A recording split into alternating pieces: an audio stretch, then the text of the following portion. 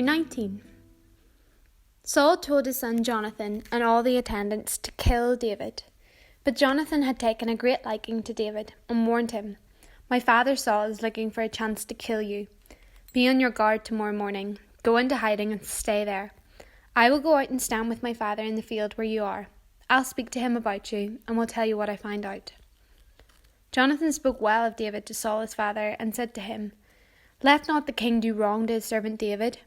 He has not wronged you, and what he has done has benefited you greatly. He took his life in his hands when he killed the Philistine. The Lord won a great victory for all Israel, and you saw it and were glad. Why then would you do wrong to an innocent man like David by killing him for no reason?" Saul listened to Jonathan and took this oath: "As surely as the Lord lives, David will not be put to death." So Jonathan called David and told him the whole conversation. He brought him to Saul, and David was with Saul as before. Once more, war broke out, and David went out and fought the Philistines. He struck them with such a force that they fled before him. But an evil spirit from the Lord came on Saul as he was sitting in his house with a spear in his hand. While David was playing the lyre, Saul tried to pin him to the wall with a spear, but David eluded him as Saul drove the spear into the wall.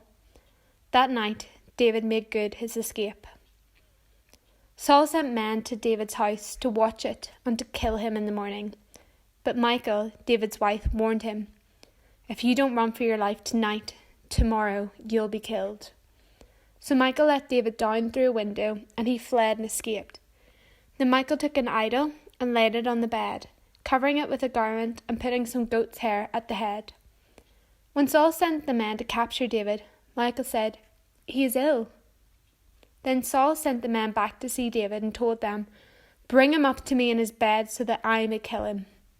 But when the men entered, there was the idol in the bed, and at the head was some goat's hair. So Saul said to Michal, "Why did you deceive me like this and send my enemy away so that he escaped?"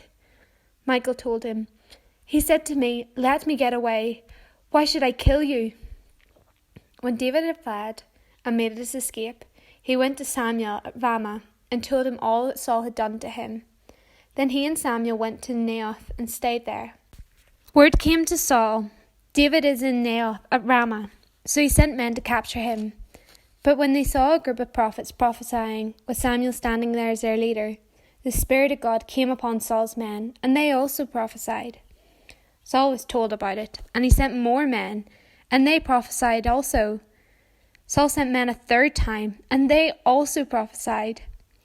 Finally, he himself left for Ramah and went to the great cistern at Succoth. And he asked, "Where are Samuel and David?" "Over in Naioth at Ramah," they said. So Saul went to Naioth at Ramah. But the Spirit of God came even upon him, and he walked along prophesying until he came to Naioth. He stripped off his robes and also prophesied in Samuel's presence. He lay naked all that day and all that night. This is why people say, "Is Saul also among the prophets?"